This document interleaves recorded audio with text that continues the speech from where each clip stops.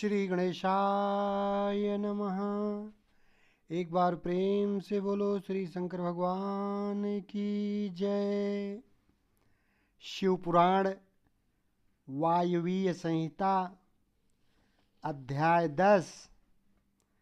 भगवान शिव के प्रति श्रद्धा भक्ति की आवश्यकता का प्रतिपादन, शिव धर्म के 4 पादों का वर्णन एवं ज्ञान योग के साधनों तथा शिव धर्म के अधिकारियों का निरूपण।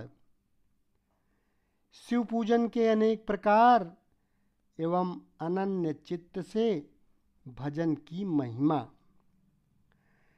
तदनंतर श्री कृष्ण के प्रश्न करने पर उपमन्यु मंदराचल पर्वत पर घटित हुए। शिव पार्वती संवाद को प्रस्तुत करते हुए बोले, श्री कृष्ण, एक समय देवी पार्वती ने भगवान शिव से पूछा, महादेव, जो आत्म तत्व आदि के साधन में नहीं लगे हैं तथा जिनका अंतःकरण पवित्र एवं वशीभूत नहीं है, ऐसे मंदमती मर्त्यलोकवासी जीवात्माओं के वश में आप किस उपाय से हो सकते हैं? महादेव जी बोले, देवी, यदि साधक के मन में श्रद्धा भक्ति न हो तो पूजन कर्म, तपस्या, जप, आसन आदि ज्ञान तथा अन्य साधन से भी मैं उसके वशीभूत नहीं होता हूँ। यदि मनुष्यों की मुझ में श्रद्धा हो तो जिस किसी भी हेतु से मैं उसके वश में हो जाता हूँ, फिर तो वह मेरा दर्शन, स्पर्श, पूजन एवं मेरे साथ संभाषण भी कर सकता है। अतः जो मुझे वश में करना चाहे उसे पहले मेरे प्रति श्रद्धा करनी चाहिए। श्रद्धा ही स्वधर्म का हेतु है और वही इस लोक में वर्णाश्रमी पुरुषों की रक्षा करने वाली है। जो मानव अपने वर्णाश्रम धर्म में पालन में लगा रहता है, उसी की मुझ में श्रद्धा होती है, दूसरे की नहीं होती। वर्णाश्रमी पुरुषों के संपूर्ण धर्म वेदों से सिद्ध हैं। पूर्व काल में ब्रह्मा जी ने मेरी ही आज्ञा लेकर उसका वर्णन किया था। ब्रह्मा जी का बताया हुआ वह धर्म अधिक धन के द्वारा साध्य है तथा अनेक प्रकार के क्रियाकलाप से युक्त होता है। उससे मिलने वाला अधिकांश फल अक्षय नहीं है तथा उस धन के अनुष्ठान में अनेक प्रकार के क्लेश और आयास उठाने पड़ते हैं। उस महान धर्म से परम दुर्लभ श्रद्धा को पाकर जो वर्णाश्रमी मनुष्य अनन्य भाव से मेरी शरण में आ जाते हैं, उन्हें सुखद मार्ग से धर्म, अर्थ, काम और मोक्ष प्राप्त होते हैं। वर्णाश्रम संबंधी आचार की सृष्टि मैंने ही बारंबार की है। उसमें भक्ति भाव रखकर जो मेरे हो गए हैं, उन्हीं वर्णाश्रमियों का मेरी उपासना में अधिकार है, दूसरों का नहीं। यह मेरी निश्चित आज्ञा है। मेरी आज्ञा के अनुसार धर्म मार्ग से चलने वाले वर्णाश्रमी पुरुष मेरी शरण में आ मेरे कृपा प्रसाद से मल और माया आदि पाशों से मुक्त हो जाते हैं तथा मेरे पुनरावृत्ति रहित धाम में पहुंचकर मेरा उत्तम साधर्म प्राप्त करके परमानंद में निमग्न हो जाते हैं। इसलिए मेरे बताए हुए वर्ण धर्म को पाकर अथवा न पाकर भी जो मेरी शरण ले मेरा भक्त बन जाता है, वह स्वयं ही अपनी आत्मा का उद्धार कर लेता है। यह कोटि कोटि गुना अधिक अलब्ध लाभ है। अतः मेरे मुख से प्रतिपादित वर्ण धर्म का पालन अवश्य करना चाहिए। जो मोक्ष मार्ग से विलग होकर दूसरी किसी वस्तु के लिए श्रम करता है, उसके लिए वही सबसे बड़ी हानि है, वही बड़ी भारी त्रुटि है, वही मोह है और वही अंधता एवं मूकता है। देवेश्वरी, मेरा जो सनातन धर्म है वह 4 चरणों से युक्त बताया गया है। उन चरणों के नाम हैं ज्ञान, क्रिया, चर्या और योग। पशुपाश और पति का ज्ञान ही ज्ञान कहलाता है।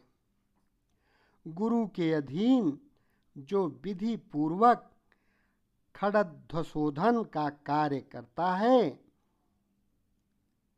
जो कार्य होता है उसे क्रिया कहते हैं। मेरे द्वारा विहित वर्णाश्रम प्रयुक्त जो मेरे पूजन आदि धर्म हैं, उनमें आचरण का नाम चर्या है। मेरे बताए हुए मार्ग से ही मुझ में सुस्थिर स्वभाव से चित्त लगाने वाले साधक के द्वारा जो अंतःकरण की अन्य वृत्तियों का निरोध किया जाता है, उसी को योग कहते हैं। देवी, चित्त को निर्मल एवं प्रसन्न बनाना अश्वमेघ यज्ञों के समूह से भी श्रेष्ठ है, क्योंकि वह मुक्ति देने वाला है। विषय भोग की इच्छा रखने वाले लोगों के लिए यह मनः प्रसाद दुर्लभ है। जिसने यम और नियम के द्वारा इंद्रिय समुदाय पर विजय प्राप्त कर लिया है, उस विरक्त पुरुष के लिए ही योग को सुलभ बताया गया है। योग पूर्व पापों को हर लेने वाला है। वैराग्य से ज्ञान होता है और ज्ञान से योग। योगज्ञ पुरुष पतित हो तो भी मुक्त हो जाता है, इसमें संशय नहीं है। सब प्राणियों पर दया करनी चाहिए। सदा अहिंसा धर्म का पालन सबके लिए उचित है। ज्ञान का संग्रह भी आवश्यक है। सत्य बोलना, चोरी से दूर रहना, ईश्वर और परलोक पर विश्वास रखना, मुझ में श्रद्धा करना, इंद्रियों को संयम में रखना, वेद शास्त्रों का पढ़ना और पढ़ाना, यज्ञ करना और कराना, मेरा चिंतन करना, ईश्वर के प्रति अनुराग रखना और सदा ज्ञानशील होना ब्राह्मण के लिए नितांत आवश्यक है। जो ब्राह्मण ज्ञान योग की सिद्धि के लिए सदा इस प्रकार उपर्युक्त धर्मों का पालन करता है, वह शीघ्र ही विज्ञान पाकर योग को भी सिद्ध कर लेता है। प्रिय, ज्ञानी पुरुष ज्ञानाग्नि के द्वारा इस कर्ममय शरीर को क्षण भर में दग्ध करके मेरे प्रसाद से योग का ज्ञाता होकर कर्म बंधन से छुटकारा पा जाता है। पुण्य पापमय जो कर्म है उसे मोक्ष का प्रतिबंधक बताया गया है। इसलिए योगी पुरुष योग के द्वारा पुण्य का परित्याग कर दें। फल की कामना से प्रेरित होकर कर्म करने से ही मनुष्य बंधन में पड़ता है। केवल कर्म करने मात्र से नहीं, अतः कर्म के फल को त्याग देना चाहिए। प्रिय, पहले कर्ममय यज्ञ द्वारा बाहर मेरी पूजा करके फिर ज्ञान योग में तत्पर हो साधक योग का अभ्यास करे। कर्म यज्ञ से मेरे यथार्थ स्वरूप का बोध प्राप्त हो जाने पर जीव योग युक्त हो मेरे यजन से विरक्त हो जाते हैं। उस समय वे मिट्टी, पत्थर और सुवर्ण में भी समभाव रखते हैं। जो मेरा भक्त नित्य युक्त एवं एकाग्र चित्त हो ज्ञान योग में तत्पर रहता है, वह मुनियों में श्रेष्ठ एवं योगी होकर मेरा सायुज्य प्राप्त कर लेता है। जो वर्णाश्रमी पुरुष मन से विरक्त नहीं है, वे मेरा आश्रय ले ज्ञान, चर्या और क्रिया इन तीन में ही प्रवृत्त होने के अधिकारी हैं। उन्हीं के अनुष्ठान की योग्यता रखते हैं। मेरा पूजन दो प्रकार का है, बाह्य और आभ्यंतर। इसी तरह मन, वाणी और शरीर इन त्रिविध साधनों के भेद से मेरा भजन तीन प्रकार का माना गया है। तप, कर्म, जप, ध्यान और ज्ञान, ये मेरे भजन के 5 स्वरूप हैं। अतः साधु पुरुष उसे 5 प्रकार का भी कहते हैं। मूर्ति आदि में जो मेरा पूजन आदि होता है, जिसे दूसरे लोग जान लेते हैं, वह बाह्य पूजन या भजन कहा गया है। तथा वही भजन पूजन जब मन के द्वारा होने से केवल अपने ही अनुभव का विषय होता है, तब आभ्यंतर कहलाता है। मुझ में लगा हुआ चित्त ही मन कहलाता है। सामान्यतः मन मात्र को यहाँ मन नहीं कहा गया है। इसी तरह जो वाणी मेरे नाम के जप और कीर्तन में लगी हुई है, वही वाणी कहलाने योग्य है, दूसरी नहीं। तथा जो मेरे शास्त्र में बताए हुए त्रिपुंड आदि चिन्हों से अंकित है और निरंतर मेरी सेवा पूजा में लगा हुआ है, वही शरीर शरीर है, दूसरा नहीं। मेरी पूजा को ही कर्म जानना चाहिए। बाहर जो यज्ञ आदि किए जाते हैं, उन्हें कर्म नहीं कहा गया है। मेरे लिए शरीर को सुखाना ही तप है। कृच्छ, चांद्रायण आदि का अनुष्ठान नहीं। पंचाक्षर मंत्र की आवृत्ति, प्रणव का अभ्यास तथा रुद्राध्याय आदि का बारंबार पाठ ही यहाँ जप कहा गया है, वेदाध्ययन आदि नहीं। मेरे स्वरूप का चिंतन, स्मरण ही ध्यान है। आत्मा आदि के लिए की हुई समाधि नहीं।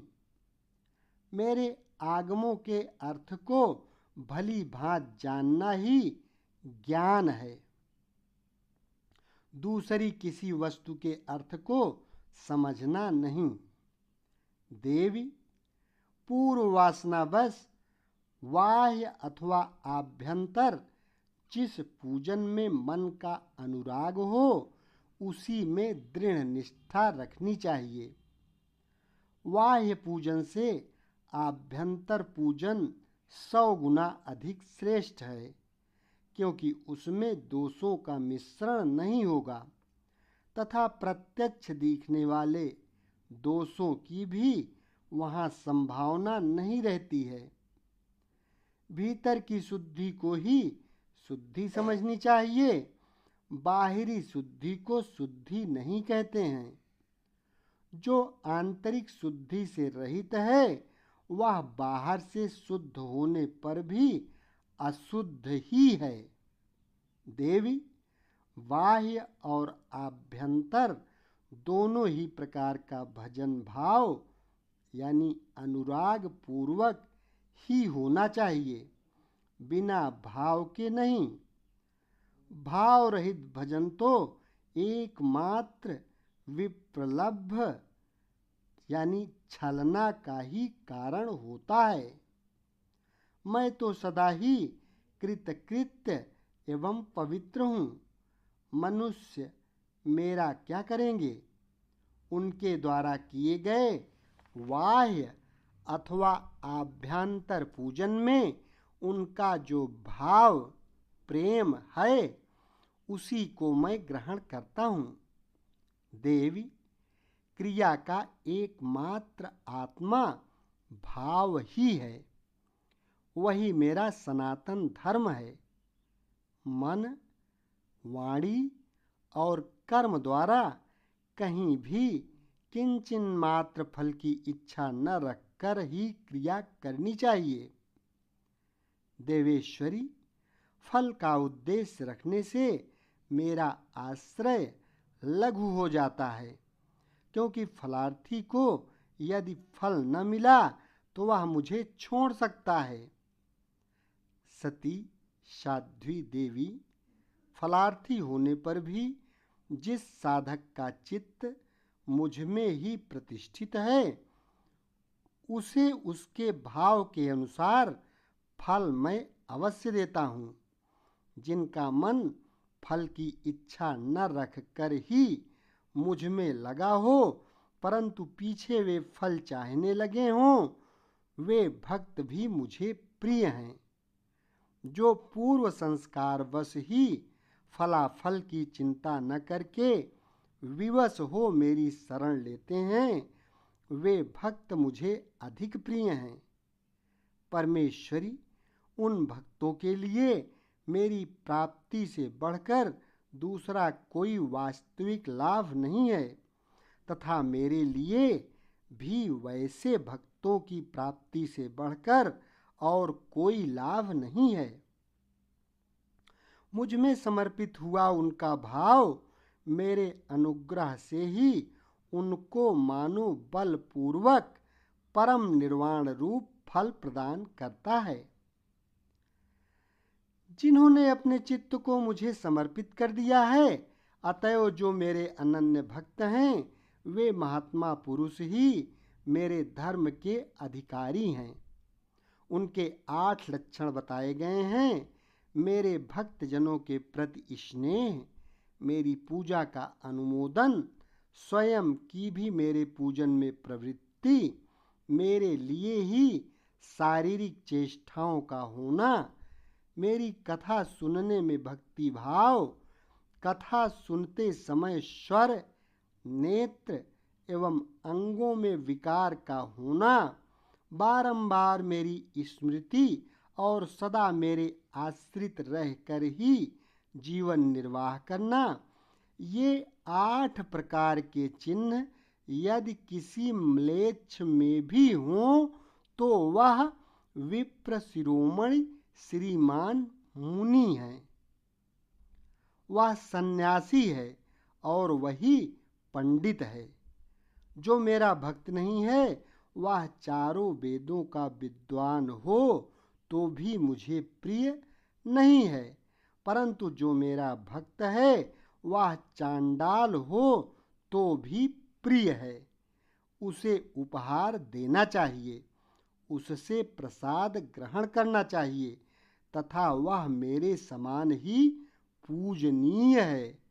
जो भक्ति भाव से मुझे पत्र, पुष्प, फल अथवा जल समर्पित करता है उसके लिए मैं अदृश्य नहीं होता हूँ और वह मेरी भी दृष्टि से कभी ओझल नहीं होता है। अध्याय 10 संपन्न हुआ। एक बार प्रेम से बोलो देवादिदेव महादेव श्री भोलेनाथ शिव शंकर भगवान की जय। शेष अगले भाग में।